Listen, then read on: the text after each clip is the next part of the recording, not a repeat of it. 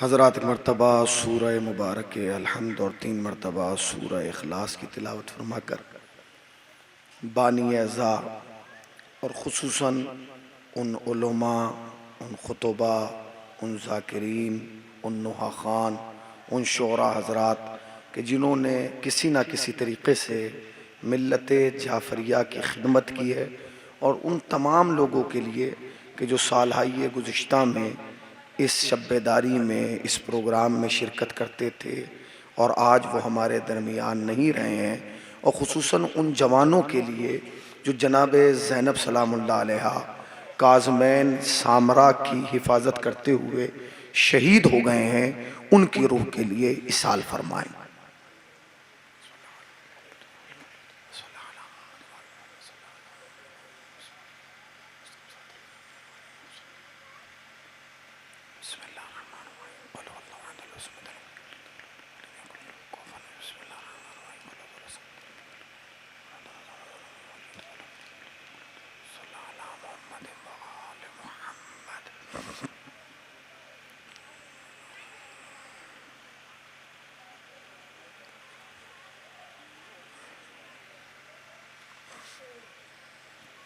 ला हौला वला कुव्वता इल्ला बिल्लाहिल अलिय्यिल अज़ीम। औज़ु बिल्लाहि मिनश शैतानिर लईनिर रजीम। बिस्मिल्लाहिर रहमानिर रहीम। अल्हम्दुलिल्लाहिल्लज़ी ज़िक्रुहु लिशरफ़िज़ ज़ाकिरीन व शुक्रुहु फ़ौज़ुन लिश्शाकिरीन व ताअतहु निजातन लिलमुतीईन। अस्सलातु वस्सलाम अला रसूलिस सकलैन महबूबे रब्बिल मशरक़ैन व रब्बिल मग़रबैन वलियुद्दारैन इमामिल क़िबलतैन जद्दिल हसन वल हुसैन अबिल क़ासिम मुहम्मद।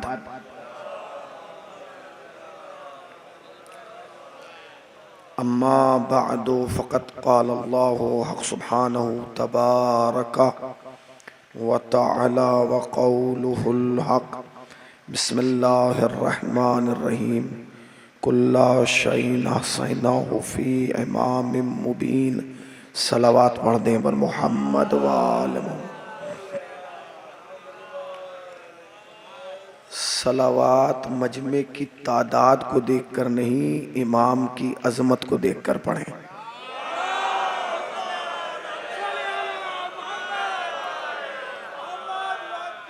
इंतही वाजिबुल एहतराम उलमाए किराम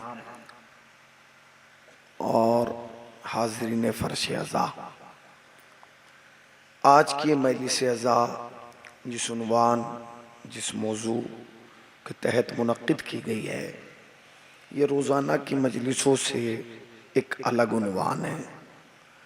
कल तक जब आप मजलिसों में शिरकत करते थे तो मकसद था हुसैन की माँ को हुसैन का पुरसा देना, मगर आज मकसद है ज़माने के इमाम को उनके जद यानी इमाम हसन अस्करी का पुरसा देना है।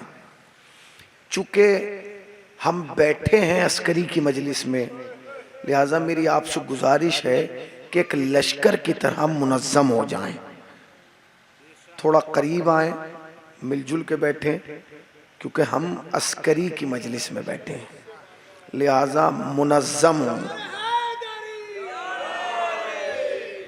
बहुत तवज्जो फरमाइएगा। मेरी बातें जो हैं वो बहुत छोटी छोटी होती हैं, मगर शायद कहीं ना कहीं वो मतालिब को पहुंचाने में कामयाब होती हैं। चूँकि मेरा नज़रिया जो है वो ये है कि मैं ख़िताब जो करता हूँ वो अपने बुज़ुर्गों के लिए नहीं करता, अपने हमसिन और कमसिन दोस्तों के लिए करता हूँ। परवरदिगार आलम ने इंसान को मोहताज हिदायत बनाया है। डॉक्टर साहब, एक एक लफ्ज़ पर तवज्जो। मैं जानता हूँ कि मजलिसी लोग हैं, वो लोग हैं जिन्होंने उलमा को सुना है, ज़ाकिरीन को सुना है, खुतबा को सुना है। मेरा एक भी लफ्ज़ रायगा नहीं जाएगा इंशाअल्लाह मौला की ज़मानत में। परवरदिगार आलम ने इंसान को मोहताज हिदायत बनाया है। मगर मोहताज हिदायत बनाकर उसने कानून ये बनाया कि हिदायत लेने वालों को बाद में भेजा है, हिदायत करने वालों को पहले भेजा है। अगर वो खालिक़े कायनात आदमी को मोहताज हिदायत रखता और निज़ाम हिदायत ना बनाता, हिदायत का इंतज़ाम ना करता, तो आप यकीन जानिए क़यामत के दिन उसकी अदालत पे उंगली उठ जाती।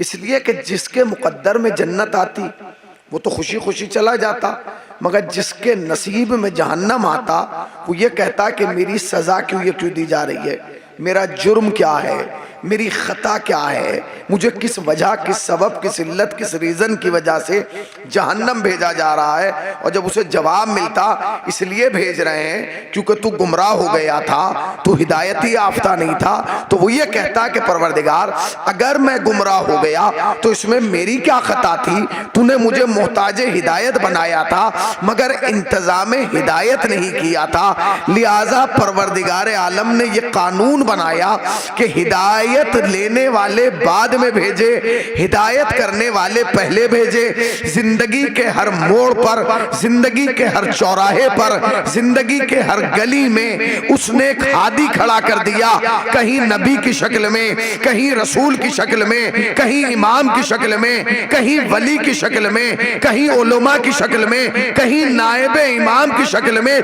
ताकि इंसान रोज क़यामत ये कह के दामन ना बचा सके कि परवरदिगार मैं क्या करता, मुझे हादी नहीं मिला। परवरदिगार ने कहा सुन, हादी भेजना हमारा काम है, तलाश करना तुम्हारा काम है। एक सलावत पढ़े पर मोहम्मद वाले मोहम्मद वाले। हादी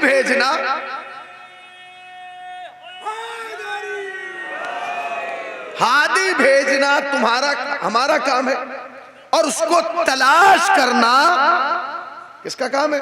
वब्तगू इलैहिल वसीला, वसीला तलाश करना है, वसीला बनाना नहीं है। बनाने वाले कल भी जहन्नमी थे। अल्लाह अकबर, अल्लाह अकबर। बनाने, या तो आप मौजू ना दिया करें, और अगर मौजू दिया करें तो फिर उसे सुनने की सलाहियत पैदा करें।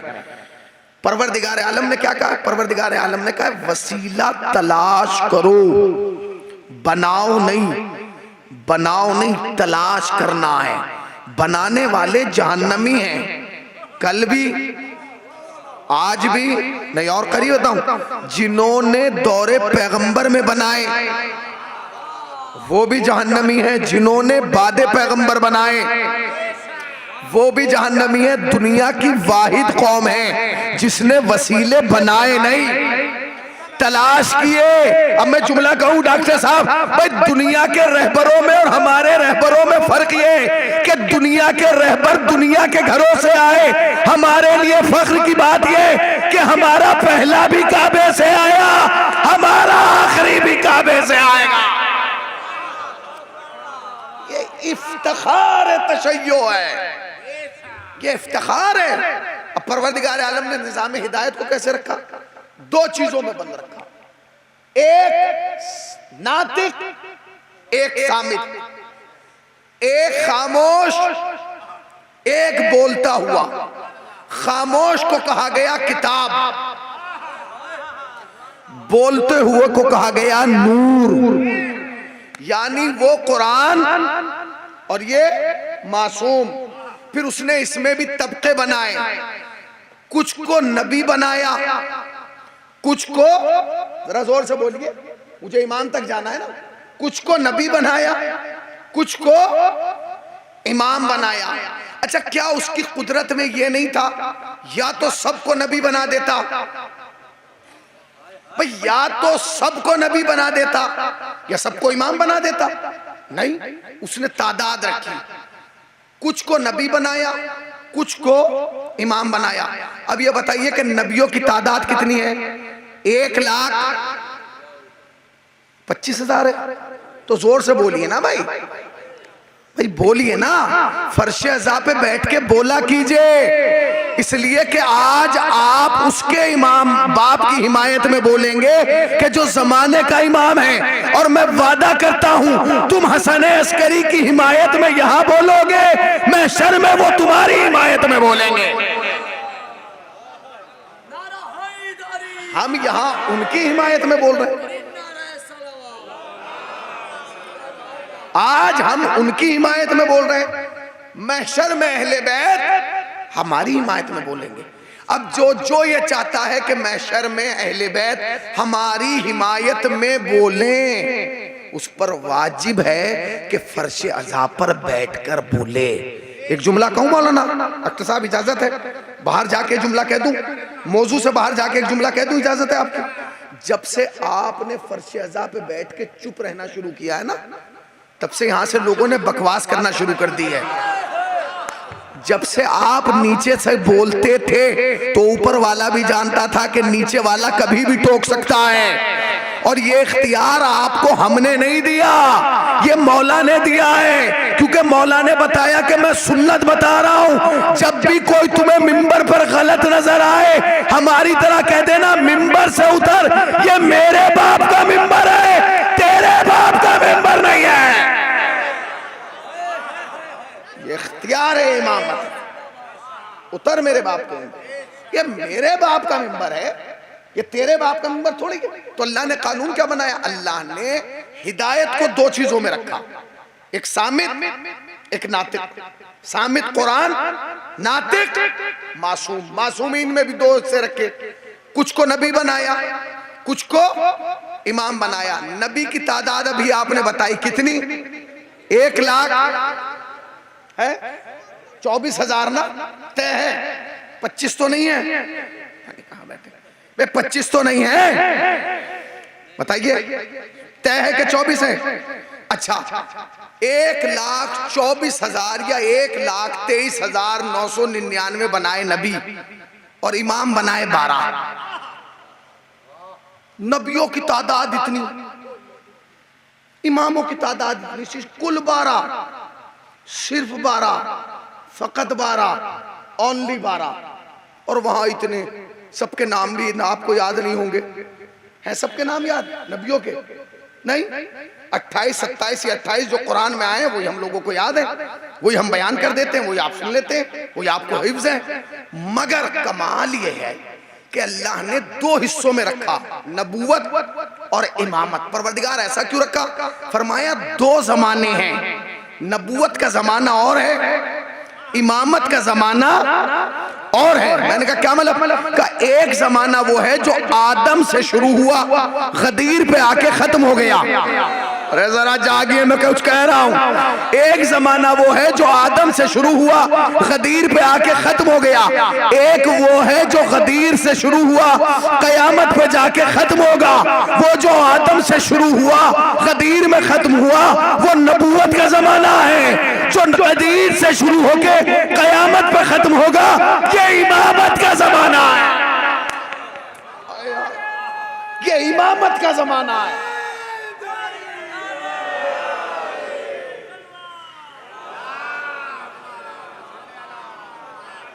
ये किसका जमाना है? इमामत का जमाना है। अच्छा, आपके पास कोई ऐसा कंप्यूटर है, कंप्यूटर है जिसमें आप ये जोड़ ले कि आदम के जमाने से लेकर नबी के गदीर तक कितने साल गुजर सकते हैं, जोड़े जा सकते हैं, हिसाब लगाया जा सकता है कि आदम से लेके पैगंबर तक कितना अरसा गुजरा, कितना पीरियड, कितना जमाना, कितना वक्त, कितना दहर गुजरा, ये आप जोड़ सकते हैं। मगर क्या दुनिया में कोई ऐसा कंप्यूटर बना है जो गदीर से लेके कयामत तक का हिसाब जोड़ दे कि गदीर के बाद कयामत कब आएगी? कोई नहीं जानता। हाँ, हर आने वाले ने कहा कयामत करीब है, कयामत करीब है, कयामत करीब है, कयामत करीब है। अभी 2-4 साल पहले तो लोगों ने अजीब ऐलान कर दिया था कि 15 में 12 में जो है कैलेंडर ही खत्म हो गया। ये नारा आपने टीवी पर सुना था कि नहीं? हर न्यूज चैनल वाला कह रहा था भाई कयामत आ जाएगी, कैलेंडर खत्म, दुनिया खत्म, कैलेंडर खत्म, दुनिया खत्म, तारीख खत्म, दुनिया खत्म, वक्त खत्म, दुनिया खत्म। सारी दुनिया परेशान थी कि बस अब एंड आ गया, कयामत आ गई, कयामत आ गई, कयामत आ गई। सारी दुनिया परेशान थी क़िबला, बस एक कौम थी जो मुतमईन घर में बैठी थी। मैंने पूछा दुनिया डर रही है, तुम क्यों नहीं डर रहे? उन्होंने कहा हमें मालूम है कयामत ऐसे नहीं आ सकती, पहले इमामत आएगी बाद में कयामत।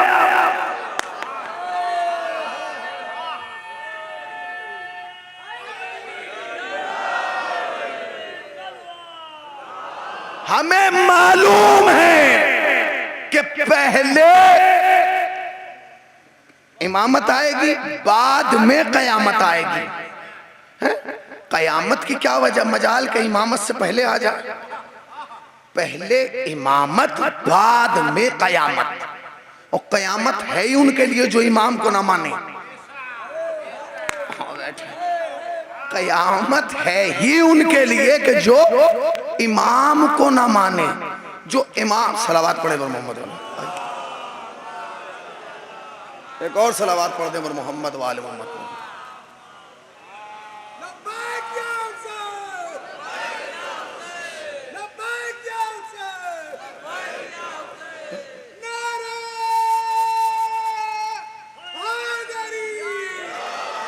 तो क्या मजाल कयामत की कि वो इमामत से पहले आ जाए। तो कयामत का जमाना किसी को नहीं पता कब आएगी, मगर आदम से लेके गदीर तक का जोड़ा जा सकता है, मगर गदीर से लेके कयामत तक का नहीं जोड़ सकते। अब हिसाब लगाइए आप, वो जमाना है महदूद। महदूद क्यों है? क्योंकि जो जोड़ में आ जाए वो महदूद होता है, जो हिसाब में ना आ पाए वो लामहदूद होता है।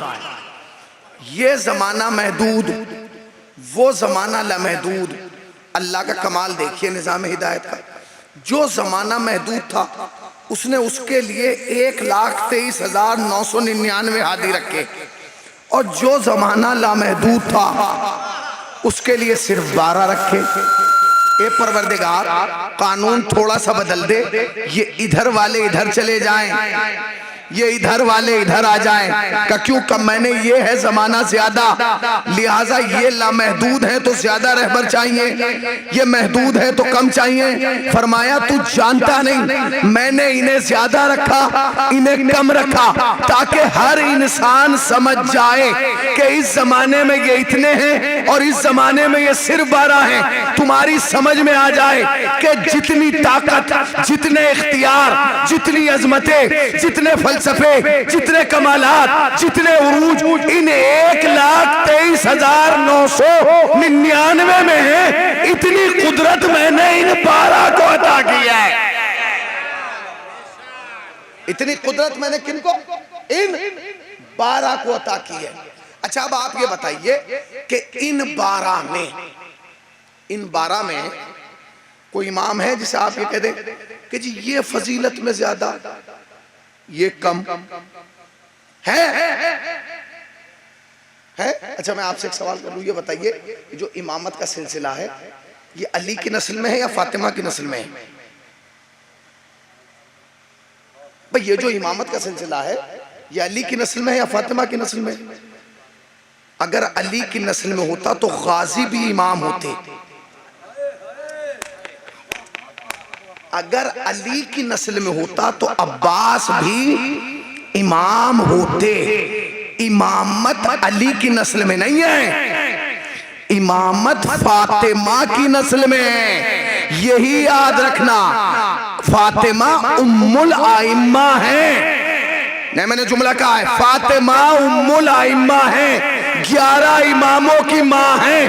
बस दुनिया की माओं में और फातिमा में फर्क यह है कि उम्मत की माँ होना और है, इमामों की माँ होना। फातिमा उम्मुल आइम्मा, फातिमा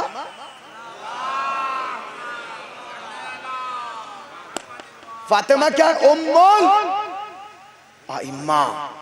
11 इमाम फातिमा की नस्ल से हैं। 11 टोटल कितने? 12। ये जो मैंने आयत पढ़ी है ये सूरह मुबारक यासीन की आयत है कि अल्लाह ने हर शय का इल्म किसे दिया है? इमाम को दिया है। इमाम समझिए, हर शय का इल्म किसे दिया गया? इमाम को। परवरदिगार आलम अगर चाहता तो ये आयत सूरह हमद में भी रख सकता था, रोज पढ़ी जाती है आयत। भाई आप हर वक्त की नमाज में सूरह हमद वाजिब है पढ़ते, सूरह नहीं बदल सकते आप, तो ये पढ़ते, उसने नहीं रखी। सूरह कौसर में रख देते, हर बच्चा रोज पढ़ता, नहीं, उसने सूरह मुबारक यासीन में रखी। ये सूरह मुबारक यासीन में उसने इमाम का तस्करा क्यों किया आप जानते हैं? इसकी वजह यह है कि कुरान के कुछ सूरह ऐसे हैं जिनके दो दो नाम हैं। मसलन सूरह हमद, इसे सूरह हमद भी कहा जाता है मौलाना, सूरह फातिहा भी कहा जाता है, उम्मुल किताब भी कहा जाता है। इसी तरीके से सूरह मुबारक रहमान, इसे रहमान भी कहा जाता है और सूरह अरूसुल कुरान भी कहा जाता है, यानी दुल्हन की तरह सजा धजा सूरा। इसी तरीके से सूरह मुबारक दहर, इसे दहर भी कहा जाता है, सूरह इंसान भी कहा जाता है। इसी तरीके से सूरह मुबारक यासीन के भी दो नाम हैं। एक सूरह मुबारक यासीन कहा जाता है, दूसरे कहा जाता है कल्ब कुरान, कुरान का दिल। कहाँ बैठे? कुरान का दिल। अल्लाह ने ये इमाम वाली आयत दिल में रखी। कहाँ बैठे हैं? कहाँ बैठे हैं? अल्लाह ने ये कुरान वाली आयत, इमाम वाली आयत कुरान के दिल में रखी ताकि कयामत तक पता चल जाए कि जब कुरान का दिल इमाम से खाली नहीं तो हाफिज कुरान का दिल इमाम से खाली कैसे होगा? तो उसने क्या किया? इमाम वाली आयत कहाँ रखी है?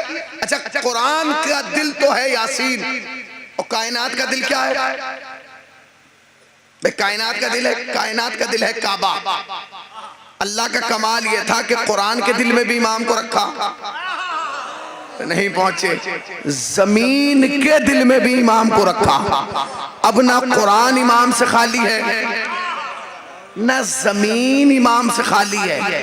अब अगर आपको इमामत की मुखालफत करना है तो दो काम कर छोड़ना पड़ेंगे। एक तो कुरान पढ़ना छोड़ दीजिए, एक जमीन पे चलना छोड़ दीजिए। जब आप ये कहेंगे कि जमीन पे ना चलिए क्योंकि कुरान है, यासीन है कुरान का दिल और काबा है जमीन का दिल, तो मुनकिरे इमाम को इजाजत नहीं कि वो जमीन पर रहे क्योंकि जमीन के दिल में है इमाम।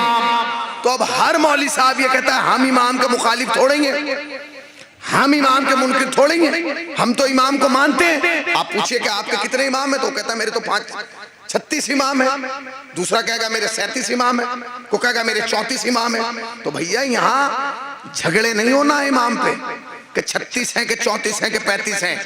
इमाम है कुरान से आया, लिहाजा तादाद भी कुरान ही बताएगा कि कितने हैं। मैंने कुरान से पूछा कि ये बताओ कि ये 36 हैं या 37 हैं या 38 हैं या 29 हैं, तो कुरान ने कहा सुन, तारीख वाले को इमाम तो बढ़ भी सकते हैं घट भी सकते हैं।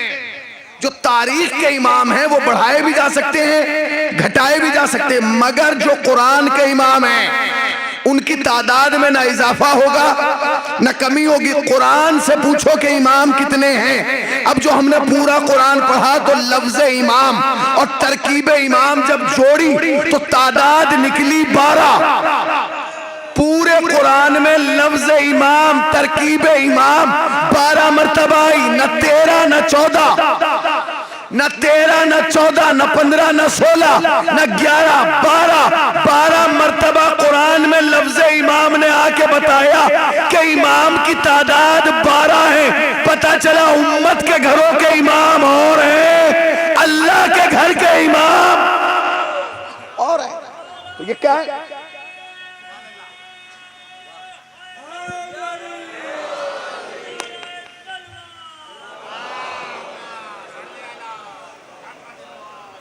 तो ये क्या है? ये इमाम है।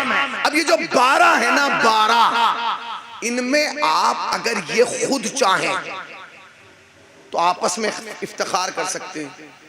भाई इफ्तिखार है इसलिए कि इन 11 के बाप का नाम अली है, मगर अली भी इमाम, हसन भी इमाम, हुसैन भी इमाम, ज़ैनुल आबिदीन भी इमाम।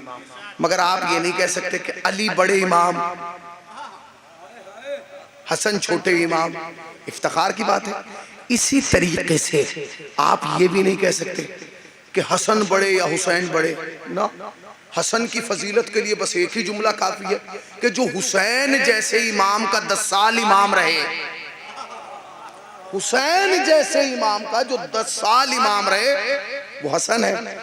तो अब आप इसको भी गए तो इमामों की तादाद तो है 12, मगर आपको ये इख्तियार नहीं है कि ये कहें कि जी नहीं ये अलग है या ना। अल्लाह ने इन्हें इज्जत, शरफ, बरकत हर एतबार से बराबर रखा है। बस फर्क इतना है कि कुछ इमामों को कुछ ऐसी चीजें अता हो गई कि मसलन अगर आप पूरी इस्मत की कायनात में देखें, इखलौते हैं मौला कायनात जिन्होंने दावा सलूनी किया। अली के अलावा किसी ने दावा नहीं किया, रसूलुल्लाह ने दावा सलूनी नहीं किया, इमाम हसन ने नहीं किया, इमाम हुसैन ने नहीं किया, इमाम ज़ैनुल आबिदीन ने नहीं किया, किसी ने नहीं किया। अगर चाहते तो कर सकते थे मगर नहीं किया। क्यों? क्योंकि ये मखसूस हो गया। इसी तरीके से आप इमाम रजा की फजीलतें देखें तो इमाम रजा की एक फजीलत ऐसी है जो किसी इमाम के पास नहीं। वो कौन सी है? इखलौते हैं इमाम रजा जिनके नाम का सिक्का चलाया गया। इमाम रजा के नाम का सिक्का चलाया गया। अब आप आइए अपने 11वें इमाम की तरफ। 11वें इमाम की कुछ फजीलतें हैं। वो फजीलतें क्या है? वो फजीलत ये है, देखिए जब आप इमामत की लिस्ट बनाएंगे ना पहले से 12 तक, तो इसमें 2 हसन हैं, एक वो हसन, एक ये हसन। और कमाल ये है कि अगर उधर से फहरिस्त बनाओ तो वो दूसरे हैं और इधर से फहरिस्त बनाओ तो ये दूसरे हैं। अरे कहते हैं भाई, उधर से फहरिस्त बनेगी तो वो दूसरे, इधर से फहरिस्त बनेगी तो ये दूसरे। नाम है हसन। मशहूर लक़ब क्या है? अस्करी। अस्करी लक़ब है। और 12 इमामों में ये इखलौते इमाम हैं, इमाम हसन अस्करी, जो बचपन में कुएं में गिर गए। अब जब इमाम कुएं में गिरे ना तो वक्त नमाज था। इमाम नकी 10वें इमाम क्या कर रहे थे? नमाज पढ़ रहे थे। सच बताइए क्या कर रहे हैं? यहाँ न मजलिस हो रही है और एक बच्चा कहीं गिर जाए बाहर, खुदा न खासा, तो एक शोर उठेगा, खवातीन चीखेंगी बच्चा गिर गया। तो फितरत है कि हम लोग मजलिस छोड़ के वहां जाएंगे। मगर ये हम हैं, उम्मत और है, इमाम और है। अगर इमाम चाहते वक्त रुक जाता, भाई अव्वल वक्त की बात थी, वक्त रुक जाता, वक्त रोक के आप बच्चे को निकालते, मगर नहीं। इमाम से आके कहा कि हुजूर आपके साहबजादे। अच्छा एक और बात बताऊं मैं आपको, अगर घर में 10 बच्चे हो ना तो फिर मुश्किल नहीं है। मसलन किसी के 5 बेटे हैं, कोई टेंशन नहीं है डॉक्टर साहब, एक गिर गया 4 तो हैं भाई, यही है ना। 11वें इमाम 12वें इमाम, यानी बेटा भी एक है किसका? इमाम का एक बेटा है। कौन? इमाम ज़माना, इमाम हसन। अब जब बच्चा गिरा है तो फितरत है कि लोग आए, इमाम ने नमाज को तरजीह दी। इमाम नकी ने क्या किया? नमाज को पढ़ाया। अब जब नमाज तमाम होगी तो अब तो लोग उम्मीद में थे कि भाई इतनी देर बच्चा थोड़ी रुकेगा, क्योंकि वो ये सोचते थे कि ये बच्चा है। बच्चा बच्चा नहीं है, ये इमाम है। और हमारे यहाँ इमाम 40 बरस के बाद नहीं बनता, पता नहीं कहाँ बैठे हैं। हमारे यहाँ पैदा ही इमाम होता है, इख्तियार लेके आता है, फजीलतें लेके आता है, अजमतें लेके आता है, इल्म लेके आता है। जब 10वें इमाम ने नमाज तमाम की तो आप कुएं के किनारे पहुंचे करीब, और आपने एक जुमला कहा, वो जुमला अजीब था। फरमाया हुज्जते खुदा को वापस कर दे, हुज्जते खुदा को, गौर किया, वापस कर। तारीख कहती है कि कुएं के पानी ने बुलंद होना शुरू किया। कुआं का पानी बुलंद होता रहा, बुलंद होता रहा, बुलंद होता रहा, बुलंद होता रहा। अब जो बुलंद हुआ और मुंडेर तक आया तो दुनिया ने देखा, खाली इमाम ने नहीं 10वें ने, पूरी दुनिया ने देखा तो 11वां इमाम उस पानी पे बैठकर खेल रहा है। बाजी में मसरूफ हैं। मगर कमाल ये था कि इतनी देर कुएं में रहे, लिबास गीला नहीं हुआ, लिबास गीला नहीं हुआ। लोगों ने कहा मौला ये कैसे हो गया? तो 10वें इमाम ने फरमाया सुनो, पानी हुज्जते खुदा को डुबो नहीं सकता। अब मैं एक जुमला कहूं, पानी हुज्जते खुदा को डुबो नहीं सकता। ये 11वें इमाम हैं जो बचपन के आलम में पानी की सतह पर बैठे रहे। लोगों को ताज्जुब हो रहा है। मैंने कहा ये तो बेटा है, बाप वे बाप है, बेटे को आने दे। अगर मुसल्ला बिछा के ना बताया कि मैं भी उसी का बेटा हूं। ये तो बाप है, बाप जो पानी की सतह पे बैठ के बाजी में मसरूफ है। वो जो पर्दे वाला आएगा वो मुसल्ला बिछा के बताएगा कि मैं भी उसी का बेटा हूं, उसी का बेटा हूं। अच्छा ये तो इमाम है, तो इमाम है। एक नबी भी कुएं में गिरा है जिसका नाम है यूसुफ। जब वो कुएं में गिरे तो कुरान ने आवाज दी, या जिब्राइल, ए जिब्राइल मदद करो। किसकी? अदरिकनी। किसकी? किसकी? यूसुफ की। जिब्राइल आए, यूसुफ की मदद की जाहिरन। मैं कुरान कहना ना जिब्राइल मदद करो, तो यहां भी ये होता कि जब बच्चा कुएं में गिरा, इमाम था 11वां, आवाज आती जिब्राइल जाओ हसन अस्करी की मदद करो। मगर नहीं, क्योंकि ये जानते थे यूसुफ और है, हसन अस्करी और है, इसलिए कि जिब्राइल नबूवत की मदद कर सकता है, इमामत की मदद नहीं कर सकता। बिठा के पढ़ाया है, जद्दे अमजद ने बिठा के पढ़ाया। तो दूसरी फजीलत क्या? पहली तो यह है कि ये सिलसिला इमामत के दूसरे हसन है। एक फजीलत क्या? आप बचपन के आलम में जो है वो क्या कुएं में गिर गए। फिर 14 मासूमीन में अकेले हैं जो अस्करी हैं। 14 मासूमीन अकेले, इकलौते अस्करी। कुछ कहते हैं अस्करी का मतलब जो है सिपाही है। जब हम लोग इराक जाते हैं कहीं अस्करी, हम समझते हैं कि सिपाही है। नहीं, सिपाही नहीं है। आप जाइए, जो लश्करों को अपने इशारों पर चलाए उसे अस्करी कहा जाता है। आप बड़ी ताज्जुब से देख रहे हैं कि जी लश्कर इनकी उंगली पे कैसे चलेगा? ये तो लश्कर है जो इशारे पे चल रहा है।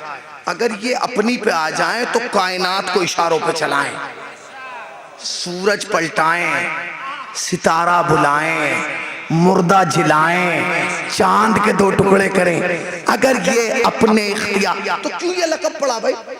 इमाम हसन का ये लक़ब अस्करी क्यों पड़ा? जानते हैं? तो बादशाह था अब्बासी, 6 बादशाहों का जमाना गुजरा इमाम के जमाने में, 6, और 3 आपके अहदे इमामत में गुजरे हैं। उसने, अच्छा हर आदमी क्या सोचता है, जो दुनियावी आदमी होता है ना, वो अपने को सामने वाले को अपने ही जैसा समझ के उसे मुतासिर करना चाहता है। तो उसने इमाम को बुलाया और कहा कि मैं आपको कुछ दिखाना चाहता हूँ। क्या? तो 90,000 का लश्कर दिखाया। कितने का? 90 का। और कहा कि अगर मैं इशारा करूं तो ये तलवारें निकालेंगे, मैं इशारा करूं तो ये तलवारें उठाएंगे, मैं इशारा करूं तो ये जंग के लिए आमादा हो जाएंगे। इमाम ने कहा बस। कहा? ये तेरा लश्कर है। कहा मेरा भी लश्कर देखेगा? उसने कहा इनका लश्कर कहां से आया है? इनका लश्कर कहां से आया? तो इमाम ने आसमान की तरफ देखा, इशारा किया, आसमान शिगाफ्ता हुआ। कहा अब देख, अब मेरा लश्कर आएगा। वहां से फरिश्ते सिपाहियों की ड्रेस में तलवारें लेके उतरना शुरू हुए। तादाद 90,000 से ज्यादा थी। बादशाह कांप गया।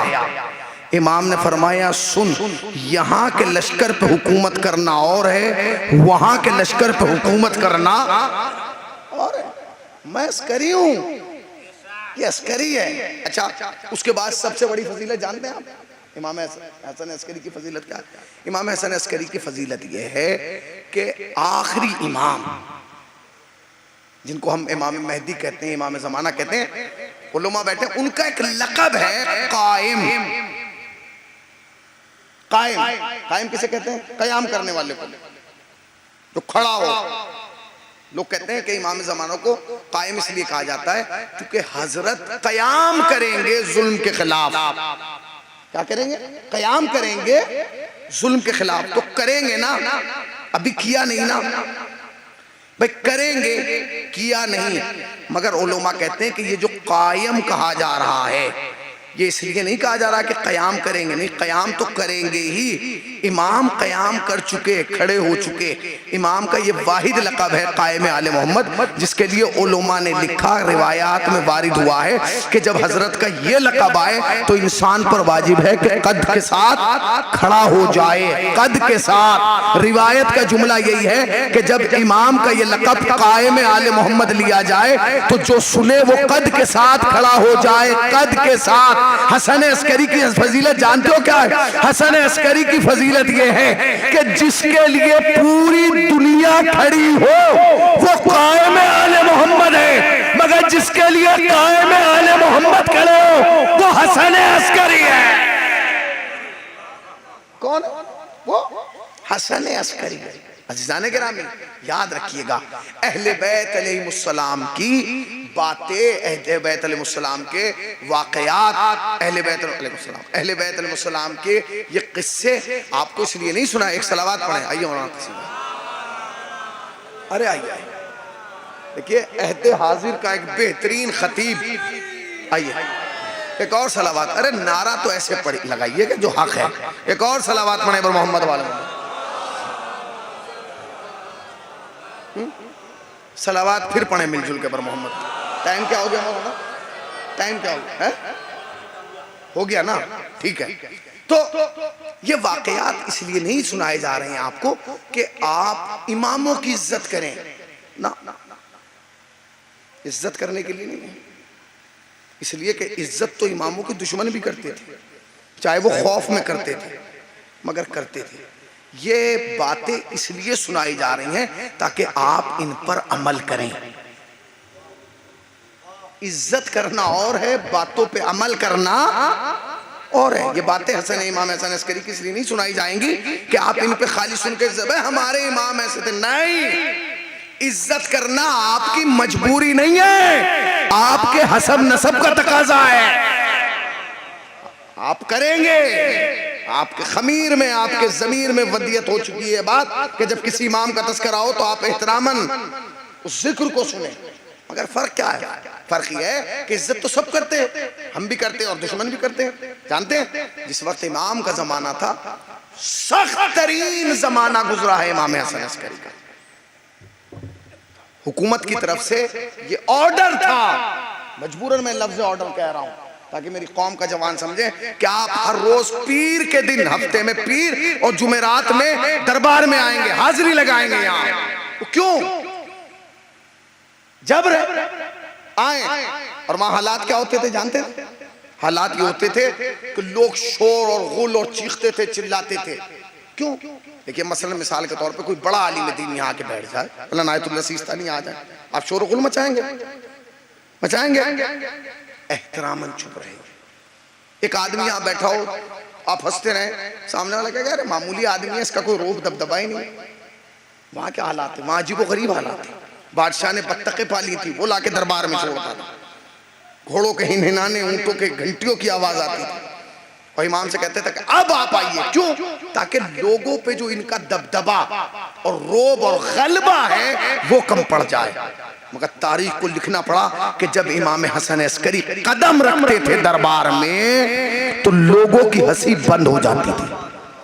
नहीं पहुंचे, लोगों की हंसी बंद हो जाती थी। खाली हंसी नहीं, घोड़ों का हिनहिनाना बंद हो जाता था, घंटियों का हिलना बंद हो जाता था। समझ रहे हैं ना? कैफियत ये होती थी कि जिन्हें इसलिए लाया जाता था कि वो इमाम की तौहीन करें। जब इमाम आते थे वही खड़े हो जाते थे। जब इमाम जाते थे तो बादशाह पूछता था कि मैंने तो तुम्हें इसलिए दरबार में बुलाया था ताकि तुम हसन अस्करी की तौहीन करो, तुम खड़े क्यों हो गए? तो आने वाले यही जवाब देते थे, बादशाह इनकी इज्जत हमारे हाथ में नहीं है, उसके हाथ में है। इनका एहतराम, इनका इकराम, इनकी इज्जत, इनकी अजमत का मालिक वो है, उसने वादा किया। समझ रहे हैं आप, ये इख्तियार है। अच्छा एक जुमला और कहूँ आपकी खिदमत में, ये तो है आखिरी हसन, ये आखिरी हसन है जिनका मैंने आपको वाकया सुनाया, हसन अस्करी। आइए आपको हसन मुश्तबा का दिखाऊं। याद रखिएगा, जैसे इमामत का मिजाज नहीं बदला, डॉक्टर साहब बोलो ना, किबला में जुमला कह रहा हूं, जैसे इमामों का मिजाज नहीं बदला वैसे ही बादशाहत का भी मिजाज नहीं बदला। वो भी हमेशा इसी बात पे रही कि सिर्फ इमामों को ज़ेर किया जाए, उनकी तौहीन की जाए, उनको नीचा दिखाया जाए। जब इमाम हसन का जमाना था और बादशाह आया है मदीने में, तो लोग उससे मिलने आते थे, सब आए, इमाम हसन नहीं आए। जब नहीं आए तो उसने गुलाम को भेजा, भेज के कहा कि जाओ हसन से कहो कि हमसे आके मिले। इमाम हसन ने कहा हम अपने वक्त पे आएंगे।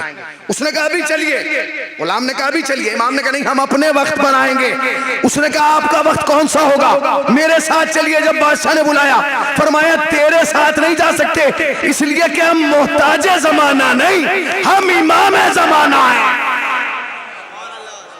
हम इमाम जमाना है, हम वक्त के मालिक हैं, हम कायनात के नशेब व फराज को समझते हैं।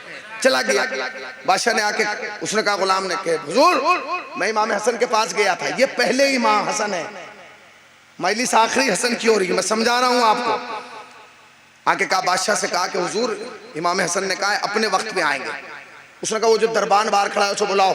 वो जो गेट कीपर था उसको बुलाया गया। उसका काम क्या था, जब भी कोई शख्सियत आती थी वो पर्दा हटाता था। उसने कहा सुनो, हवलदार आए, चौकीदार आए, थानेदार आए, अमीर आए, गरीब आए, फकीर आए, रईस आए, आलिम आए, जाहिल आए, सबके लिए पर्दा हटाना, मगर जब अली का बेटा हसन आए तो उसके लिए पर्दा न हटाना। हसन खुद पर्दा हटा के आएंगे। मकसद क्या था, मकसद ये था कि इमाम की तौहीन होगी, इमाम की रुसवाई होगी, इमाम को एहसास कमतरी का एहसास होगा। ये ठीक है। उसने कहा जैसे ही हसन आए मुझे आके बताओ। अब ये बताइए जो गेट कीपर होगा वो दरबान कहाँ खड़ा होगा, बाहर। मैं बाहर खड़ा होगा जब भी तो देखेगा। उसने देखा कि इमाम हसन आ रहे हैं, दौड़ के अंदर आया। बादशाह तख्त पर, उधर बादशाह सलामत का क्या हुआ, का कयामत आ गई, का क्या हसन आ रहे हैं। ऐसा लगा कि वाकई कयामत आ गई। वो बादशाह हिल गया कि हसन आ रहा है, कहीं रुक, कहा बाहर मत जाना, इसलिए कि बाहर गया तो पर्दा हटाना पड़ेगा। एक एक हुसैनी की तवज्जो चाहता हूं मैं इस जुमले पर, कहा यहीं रुक, बाहर ना जाना। अब समझिए कि यह है गेट। वो पहले बाहर खड़ा होता था, अब अंदर खड़ा हो गया दीवार के बगल में। बादशाह ने कहा था कुछ भी हो पर्दा नहीं हटाना। हसन खुद पर्दा हटा के आएंगे। तारीख कहती है जैसे ही हसन ने पहले दरबार की पहली पैड़ी पर कदम रखा, आधा पर्दा उठ गया। अरे आपके सुनने पे सलाम है भाई, आधा पर्दा उठा। जैसे ही पर्दा उठा, डॉक्टर साहब पूरी तवज्जो, मौलवी साहब पूरी तवज्जो, जैसे ही आधा पर्दा उठा तो बादशाह ने घूर के गुलाम को देखा, ये पर्दा कैसे उठा। उसने कहा मुझे क्या पता, मेरे हाथ तो यहाँ बंधे हैं। कहाँ बैठे हैं भाई, मेरी क्या खता, मेरे हाथ तो यहाँ बंधे। इमाम ने दूसरा कदम रखा, पर्दा और उठा। इमाम ने तीसरा कदम रखा, पर्दा जाके लग गया छत में। इमाम ने दरबार में खड़े होकर कहा ओ बादशाह सुन, तेरी हुकूमत यहाँ तक थी, मेरी इमामत वहां तक है। ये इख्तियार इमाम है।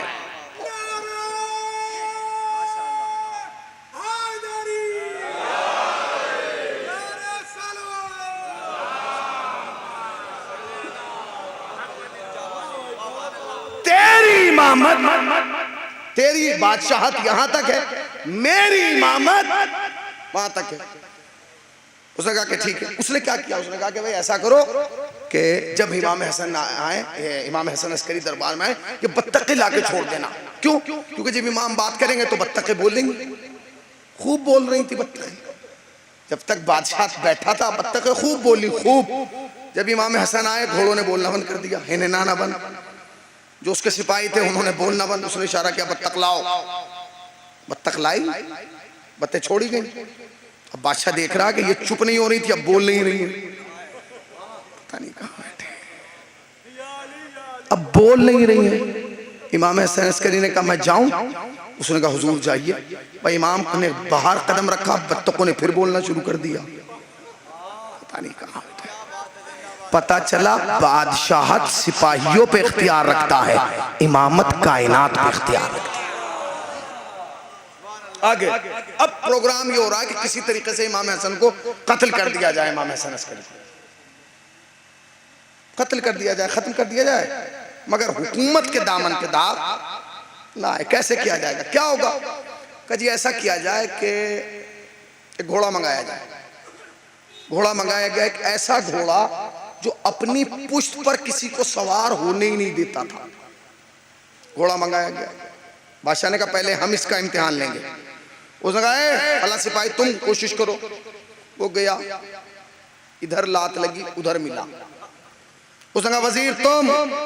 पता चला कोई भी गया उसके लगाम को भी नहीं छू पाया। बादशाह को यकीन हो गया कि भाई यही घोड़ा है, ये घोड़ा है। कहा इमाम हसन अस्करी को बुलाया गया। इमाम कैद में थे। ये वो इमाम है जो 4 साल की उम्र में कैद में गया है अपने पिदर बुजुर्गवार के साथ। मदीने से जब सामरा आए तो 4 साल की उम्र में कैद में गए। कुल उम्र मुबारक जो 28 बरस है, 28 बरस के अंदर हुकूमत को इतना मजबूर कर दिया, हुकूमत परेशान। बुलाया गया इमाम हसन अस्करी को। इमाम तशरीफ लाए, अब्बासी बादशाह बैठा। क्या बात है? वो खड़े। अच्छा लोगों को इसलिए बनाया गया ताकि गवाह रहें। गवाह रहेंगे कि हमारा कोई हाथी नहीं, घोड़े ने हमला किया और घोड़ा है जानवर, और जानवर को क्या पता कि इमाम क्या होता है। भाई अगर घोड़ा इमाम पे हमला करेगा तो हम कहेंगे घोड़े ने हमला किया, घोड़ा है जानवर, जानवर को क्या पता कि इमाम। और जुमला कहूं, खुदा की कसम किसी जमाने के जानवर को पता ही नहीं चला कि इमाम क्या होता है। ना उस जमाने के जानवरों को पता था, ना इस जमाने के जानवरों को पता है। सलावत पढ़े पर मोहम्मद वाले मोहम्मद। देखिए जी, ये उन्वान जो है ये जब दिया गया है तो इस पर पढ़ना भी, और जब पढ़ना है तो सुनना भी आप ही को। ऐसा तो नहीं है कि मैं ही पढ़ूं और मैं ही सुनूं। सलावत पढ़े पर मोहम्मद वाले मोहम्मद पर। क्यों सलमान साहब, क्यों किबला है? अब वो लाया गया घोड़ा, इमाम बैठे थे। इमाम ने कहा हमें क्यों बुलाया? कहा हुजूर इसलिए बुलाया कि आप इस घोड़े पर सवारी करें। इमाम ने कहा ठीक है। इमाम आगे बढ़े। घोड़े ने जब इमाम के कदमों की आहट को महसूस किया तो खामोशी से खड़ा हो गया। इमाम गए, घोड़े पे बैठे, एक कावा दिया, उतरे, फिर कुर्सी पे आके बैठ गए। पूरे मजमे को देखा, अब तुम जाओ। सिपाही गया तो घोड़ा फिर उसी अंदाज में, हाथ नहीं लगाने दे रहा, पुश्त पे बैठने नहीं दे रहा। उसने कहा हुजूर एक दफा आप और जाइए। इमाम फिर गए, फिर घोड़े के करीब गए, घोड़े पे सवार हुए, एक चक्कर दिया कावा, फिर उतर के फिर आ गया। उसने कई दफा ट्राई की। अपनों को भेजता है तो घोड़ा मारता है, इमाम जाते हैं तो सुकून से खड़ा हो जाता है। उसने कहा मुश्किल क्या है, ये हमारे वालों को सवारी नहीं दे रहा, आपको आसानी से सवारी दे रहा है। अगर मैं होता तो यही कहता कि ये है जानवर, जानवर जानवर को सवारी नहीं देता। जानवर जानवर को सवारी नहीं देता, जानवर इंसान को सवारी देता। चूंकि इंसानियत के काबे का नाम है हसन अस्करी। आप कैफियत देख रहे हैं, इख्तियार देखिए इमामत के, इख्तियार। इमाम बार बार गए, घोड़े पर सवार हुए, उसका कमाल है। इमाम चले गए, घोड़ा फिर उसी कैफियत में। ये पहली बार नहीं हुआ। हम घोड़ों का एहतराम ऐसे नहीं करते। हम घोड़ों का जिक्र, तारीख में जो अच्छे घोड़े मिले हैं हम आज तक उनकी छवि बना के निकाल रहे हैं। अगर इस ये घोड़ा अच्छा ना होता तो इसका तस्करा सरे मिंबर थोड़ी होता। और जो बुरे हैं हम उनका भी तस्करा करते हैं। जब शब आशूर शाम गरीबा इमाम हुसैन के घोड़े जिसमें मुबारक को घोड़ों से पामाल करने का मौका आया तो घोड़े लाए गए। उन्होंने चाह के घोड़े दौड़ाएं दौड़ाएं दौड़ाएं, चले आगे नहीं चले। वो कोशिश करता रहा, घोड़े आगे नहीं बढ़े। उसने बड़ी कोशिश की, आगे बढ़े नहीं बढ़े। जब नहीं बढ़े नहीं बढ़े नहीं बढ़े, उसने कहा ये नहीं, दूसरे घोड़े लाओ। तारीख कहती है 7 या 8 या 9, ज्यादा से ज्यादा 9 घोड़े थे जिनको सुमो को तैयार किया गया, और उन्हीं 9 घोड़ों ने करबला के शोहदा के लाशों को पामाल किया। सब घोड़ों ने मना कर दिया, उन्हीं 9 ने। उन 9 पे उलमा ने तहकीक की है कि ये सारे घोड़ों ने मना कर दिया, यही घोड़े क्यों निकल के आए। तो अब जो तहकीक की, उनके जो शजरे पढ़े गए तो पता चला कि शजरों में ऐब था, शजरे खराब थे, नस्लों में ऐब था। पता चला इंसान हो या जानवर, इमाम के मुकाबले पे जब भी आए समझ लेना नस्ल भी खराब है, शजरा भी खराब है, हसब भी खराब है, नसब भी खराब है। सलात पढ़े पर मोहम्मद वा।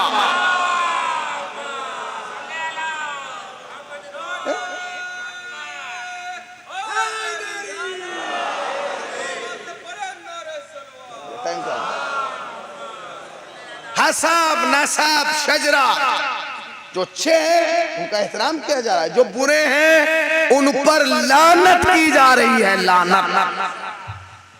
अब लानत तक बात आ गई तो एक खिदमत में आपको जुमला और अर्ज कर दूं।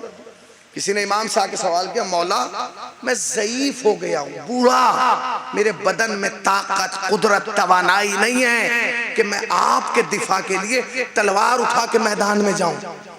बूढ़ा हो गया हूँ, मेरी उम्र 100 साल है, 80 साल है, 90 साल है, ये जितनी भी है, मैं बूढ़ा हूँ, मेरे बदन में ताकत नहीं है कि मैं आपके दिफा के लिए तलवार लेके मैदान में जाऊं। मगर मौला अरमान बहुत है कि आपके दुश्मनों पर तलवार चलाता, आपके दुश्मनों को ज़ेर करता, आपके दुश्मनों के सरों पर सवार होता, आपके दुश्मनों के सरों तन में जुदाई करता। सुनोगे इमाम हसन अस्करी ने क्या कहा? खुदा की कसम, ये नुस्खा लेके जाना और दुआ देना।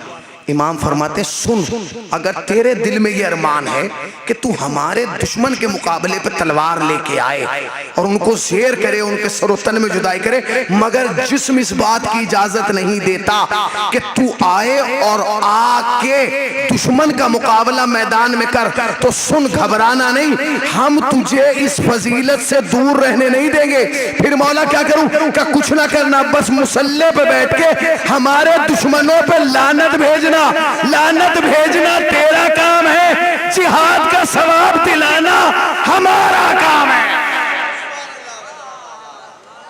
पता चला दुश्मने अहले बैत पर लानत करना भी जिहाद लिखा जाता है। दुश्मने पर लानत करना, यही वो इमाम है जिसने मोमिन की अलामत बताई है।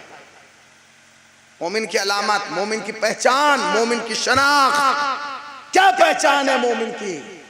हम सोचते हैं जिसके माथे पे इतना बड़ा टिक्का हो वो मोमिन, यही है, ये सोचते हैं। हाथ में लंबी सी तस्बीह हो मोमिन, 8 घंटे मुसल्ले पे बैठे वो मोमिन नहीं। तुम्हारा 11वां इमाम फरमाता है कि हमारे मोमिन की पहचान ये है कि वो एक दिन में 51 रकत नमाज पढ़ता है।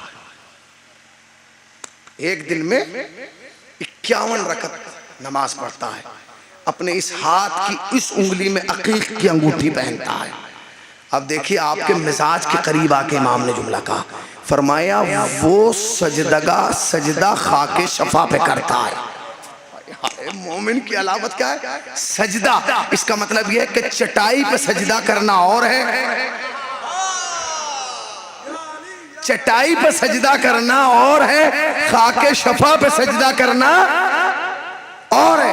क्या अलामत बताई? अलामत यह कि एक दिन में 51 रकत नमाज पढ़ता हो, इस हाथ की उंगली में अकीक की अंगूठी पहनता हो, खाके शफा पे सजदा करता हो, नमाज में बिस्मिल्लाह बआवाज़े बुलंद पढ़ता हो। अब आप इसे तबर्रा मानिए तो क्या करेंगे? मगर इमाम के जुमले। उसके बाद एक जुमला फरमाया, वो आजान में हय्या अला खैरिल अमल बआवाज़े बुलंद कहा करता हो। नहीं पहुंचे, नहीं पहुंचे।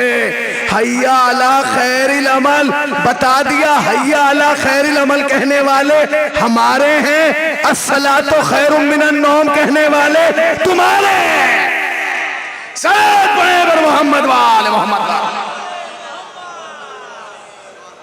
अलामत है मोमिन, ये क्या है? मोमिन की अलामतों में से 11वां इमाम है, हुज्जत खुदा है। वली खुदा है, मंसूस मिन अल्लाह है, कायनात की तनाबों पे इख्तियार रखता है। अगर चाहे तो जेर को जबर कर दे, जबर को जेर कर दे, ये इख्तियार इमाम है। ये तो हमारी प्रॉब्लम है कि हमारी कौम इन बातों को इसलिए ऐसी सुनती है क्योंकि यहां से पढ़े नहीं गए।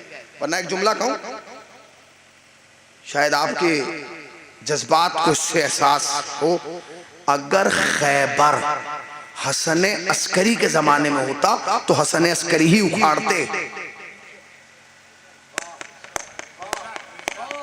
अगर खैबर इमाम हसन अस्करी ही के जमाने में होता तो खैबर इमाम हसन अस्करी ही उखाड़ते। और अगर मरहब इमाम नकी के सामने आता तो मरहब को इमाम नकी ही मारते। और अगर करबला में मूसी काजिम होते तो यजीद को वासिले जहन्नम। इमाम हुसैन करबला में तलवार लेके यजीद की गर्दन उड़ाने नहीं गए, मगर करबला में हुसैन ने तलवार चलाई है, कत्ल यजीद हुआ है, मरा यजीद है, खत्म यजीद हुआ है। याद रखिएगा, इनकी कोई फजीलत भी इन्होंने खुद तलाश नहीं की है, अल्लाह ने दी है, अल्लाह ने दिया है। ये हुज्जत खुदा है, ये हर इनका अमल मर्ज़िए इलाही के मुताबिक है। वमा तशाऊना इल्ला अन यशा अल्लाह, तुम तो कुछ चाहते ही नहीं मगर ये कि वो चाहते हो जो अल्लाह चाहता है। क्या अल्लाह चाहता है। इमाम हसन अस्करी, इमाम की तफसीर भी है, और अब तो अल्हम्दुलिल्लाह वो तफसीर जो है जो इमाम हसन अस्करी की है वो उर्दू ज़बान में तर्जुमा होकर बाज़ बुक एजेंसी ने छाप भी दी है। आप मंगाइए, लीजिए, इसलिए कि वो मीरास है। मेरी आपसे गुजारिश है कि हर शिया के घर में दो चीज़ों का होना मौलाना बहुत ज़रूरी है, एक कुरान, एक नहजुल बलागा और एक सहीफ़ा कामिला। ये हमारी मीरास है, ये हमारी पहचान है, ये हमारी शनाख्त। आज अय्याम अज़ा का ये आखिरी रात है, आखिरी रात। मगर मेरी आपसे गुजारिश है, इस जुमले को महसूस कीजिएगा और ले जाइएगा। कल हमसे अय्याम अज़ा रुखसत हो रहा है, हुसैन नहीं। कल हम अय्याम अज़ा को अलविदा कह रहे हैं, हुसैन को नहीं। इसलिए कि जो हुसैन को अलविदा कह दे वो शियाई नहीं है। हुसैन तो हमारे दिलों में है। लिबास बदलने का नाम मुहर्रम नहीं है, किरदार को बदलने का नाम मुहर्रम है। इस बात का ख्याल रखिएगा कि कल के बाद कहीं ऐसा ना हो कि हमने लिबास बदला किरदार भी बदल जाए। नहीं, मुहर्रम जा रहा है, माहे अज़ा रुखसत हो रहे हैं, इमाम हुसैन रुखसत नहीं हो रहे हैं। इमाम हुसैन के कत्ल की हरारत हर शिया मोमिन के दिल में। जानते इमाम हसन अस्करी का जमाना वो था जिसमें जासूस औरतें इमाम हसन अस्करी के घर में बिठाई जा रही। क्यों? क्योंकि दो मसले थे। एक मसला तो ये था कि वो जमाना वो था जिसमें शिया जो थे वो मुत्तहिद हो चुके थे, जुड़ चुके थे तंजीमों की सूरत में, क्योंकि इमाम हसन अस्करी ही वो थे जिन्होंने अपने बाद नायब का सिस्टम बनाया।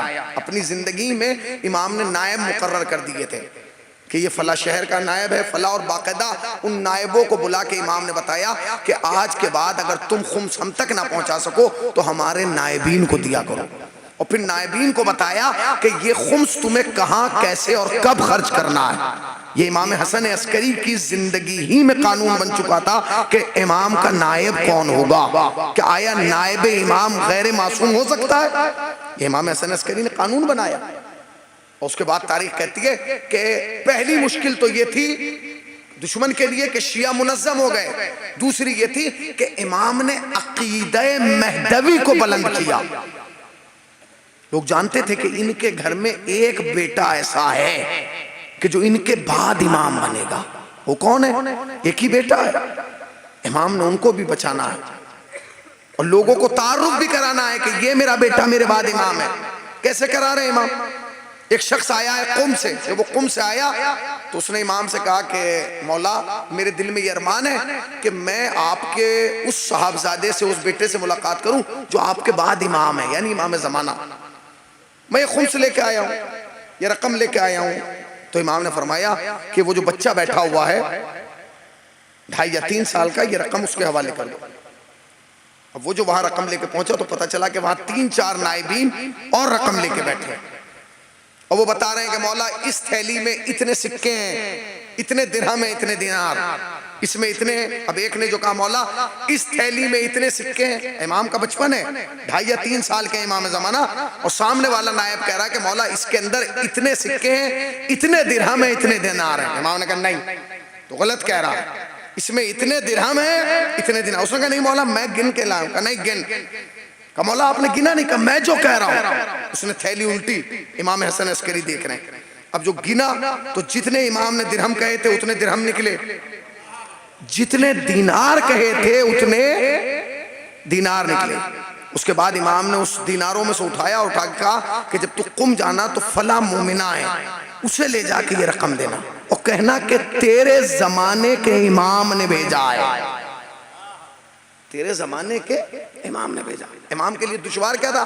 इमाम के लिए सख्त तरीन मराला था अपने बेटे को हुकूमत से बचाना, जुल्म से बचाना, बर्बरियत, जोर, तशद्दुद, इससे इमाम की बात करना।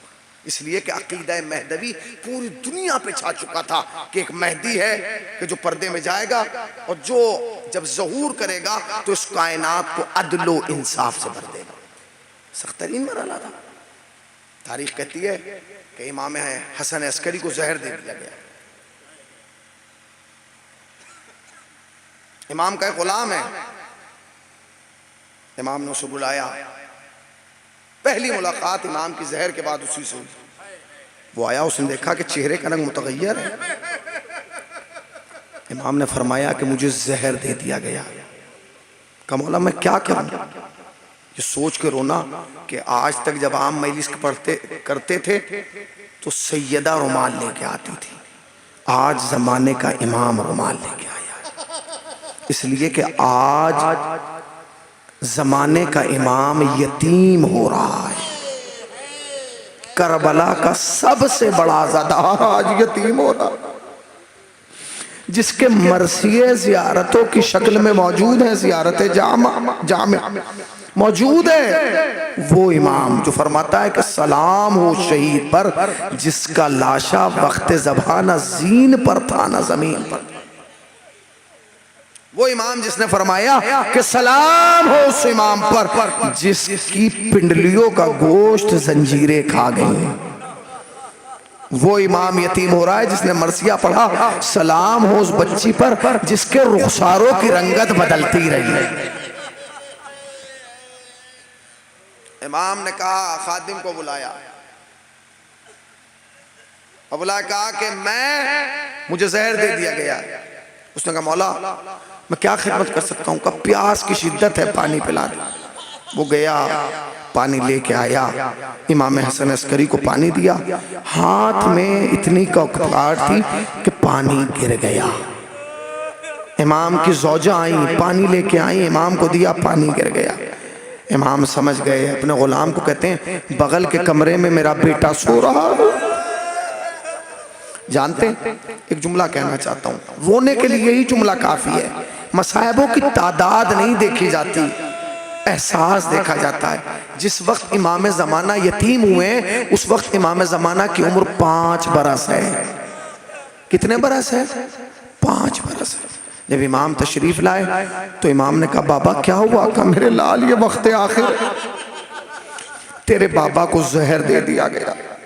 बाबा क्या चाहते हैं? मेरे लाल मुझे पानी पिला दे। 5 साल के इमाम ज़माना गए हैं, पानी लाए, अपने हाथों से पानी पिलाया है, अपने हाथों से पानी पिलाया है। और जब पानी पी चुके तो इमाम हसन अस्करी ने इमाम ज़माना को गले से लगाया और काफी देर तक गिरिया करते रहे। बीबी ने पूछा कि मौला रो क्यों रहे? कहते बताओ 5 साल की उम्र में मेरा बच्चा यतीम हो जाएगा। यतीमी बहुत बड़ा एहसास है, बहुत बड़ा एहसास है। 5 साल की उम्र में इमाम जमाना यतीम हुए। समझ गए ना? 5 साल की उम्र में। जरा अगर इजाजत हो तो थोड़ा पीछे हट के बात करूं। जानते हैं जिस वक्त जनाबे खदीजा इस दुनिया से गई हैं, उस वक्त जनाबे फातिमा की उम्र भी 5 बरस थी। जब जनाबे फातिमा यतीम हुई हैं, उस वक्त जनाबे सैयदा की उम्र भी 5 बरस थी। जब जनाबे ज़ैनब यतीम हुई हैं, जनाबे सैयदा ने इस दुनिया से पर्दा किया, उस वक्त जनाबे ज़ैनब की भी उम्र 5 बरस थी। जिस वक्त इमाम ज़माना यतीम हुए, इमाम ज़माना की भी उम्र 5 बरस थी। मगर एक जुमला कहूं, मौला जब आप यतीम हुए तो उम्र 5 बरस थी, मगर जब सकीना यतीम हुई उम्र 3.5 बरस। मौला तुम्हें कोई गम ना दे सिवाय गमे सरकार अबा अब्दुल्ला के। ए मौला आइए, ये आपके बाबा के अज़ादार आपको पुरसा देने आए हैं। ए आखिरी उम्मीद जहां, ए नरजिस के यूसुफ, आइए देखिए ये आपके बाबा को रोने आए हैं। जानते 5 बरस के हैं इमाम, जिस वक्त दागे यतीमी मिला है, मगर उसके बावजूद भी बाप को गुस्ल दिया गया है। इमाम हसन अस्करी को गुस्ल दिया गया, कफन पहनाया गया है, जनाजा शान से उठा है सामरा में, हुकूमत के लोगों ने शिरकत की है जनाजे में आके। उसके बाद इमाम ज़माना ने खुद नमाज पढ़ाई है। हाँ भाई, एक बेटे का यही तो उसूल है। जो बेटा होता है वही तो ये करता है कि बाप को गुस्ल बेटा देता है, कफन बेटा पहनाता है, नमाज मैयत बेटा पढ़ाता है। मेरा दिल चाहता है कहूँ, मौला ए जमाने के इमाम कितने खुश नसीब हैं कि बाप को गुस्ल दे दिया, बाप को कफन पहना दिया 5 साल की उम्र में। आइए करबला, 24 बरस का सज्जाद गंजे शहीदा से ये कहता हुआ गुजरा, बाबा मुझे माफ कर देना, कफन।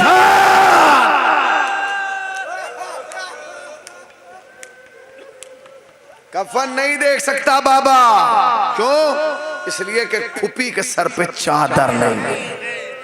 जज़ाकल्लाह, मौला तुम्हें कोई गम ना दे सिवाय गम सरकार अबा अब्दुल्ला के। 5 बरस के हैं ना इमाम? हाँ, 5 बरस के इमाम ने बाबा को सुपुर्द खाक किया। लोगों ने आके इमाम की खिदमत में ताज़ियत पेश की। कैसे ताज़ियत पेश करते हैं? ताज़ियत पेश करने का तरीक़ा क्या होता है? यही तो तरीक़ा होता है। लोग आते हैं, गले से लगा के कहते हैं, खुदा तुम्हें सब्र दे, तुम्हारे सर से साये पेदरी उठ गया। यही होता है ना, यतीमों से मिलने का एहसास, अंदाज यही होता है ना। लोग आके यतीमों को पुरसा देते हैं। हाँ, मेरा दिल चाहता है कहूँ, मौला आप यतीम हुए तो लोग आपको पुरसा देने आ गए। उम्र आपकी 5 बरस थी, मगर पुरसा दिया गया। मौला आइए, मैं शाम गरीबा आपको दिखाऊं कि लोगों ने सकीना को कैसे पुरसा दिया। खेमों में आग लगाई गई, लोग खेमों में दाखिल हुए, किसी की निगाह सकीना के गोशवारों पर पड़ी। सालिम आगे बढ़ना शुरू हुआ, सकीना पीछे हटना शुरू हुई। कहा मैं बूंदे खुद दे दूंगी। वो आगे बढ़ा, उसने गोशवारों को खींचा, गोशवारे तो निकल गए। सकीना तड़प के जमीन पे गिरी, फरहाद के रुक करके कहा, चचा चचा, ऐ मेरे चचा। हाँ मौला, आप यतीम हुए हैं, सर से बाप का साया उठा है। जानते हैं आखिरी जुमला और मजलिस से रहमत तमाम। जानते हैं हर मासूम को जब ओहदे इमामत मिला तो किस कैफियत में मिला? जानते हैं किस कैफियत में मिला? इख्तियार इमामत कब मिले? पैदा ही इमाम होते हैं, मगर इख्तियार आगाज इसलिए कि जब तक नबी जिंदा रहे अली ने अपने इख्तियार का इस्तेमाल नहीं किया, जब तक हसन जिंदा रहे हुसैन ने इख्तियार यानी दस्तार इमामत किस कैफियत में मिली? जानते हैं ऐसे मिली कि नबी के जनाजे पे अली को मिली। अली के जनाजे पे हसन को मिली, हसन के जनाजे पे हुसैन को मिली, ज़ैनुल आबिदीन के जनाजे पे मोहम्मद बाकर को मिली, मोहम्मद बाकर के जनाजे पे जाफर सादिक को मिली। इसी तरीके से ज़माने के इमाम को इमाम हसन अस्करी के जनाजे पे दस्तारे इमामत मिली। आज ये हसन अस्करी की जिंदगी की इमामत की आखिरी रात है, कल इमाम ज़माना की जिंदगी की इमामत की पहली सुबह होगी। मगर जानते हैं हर इमाम को जब इमामत मिली तो उस वक्त मिली जब घर में एक जनाजा था, एक जनाजा। मौला आपको इमामत मिली मगर घर में एक जनाजा था। मगर मौला आइए मैं आपको एक ऐसा इमाम दिखाऊं जिसे जब इमामत मिली तो शाम गरीबा का अंधेरा, 18 के जनाजे, खेमों में लगी हुई आग, पुपियों की चीखें, सज्जाद हमारी चादरों का क्या होगा, ए सज्जाद हमारी चादर।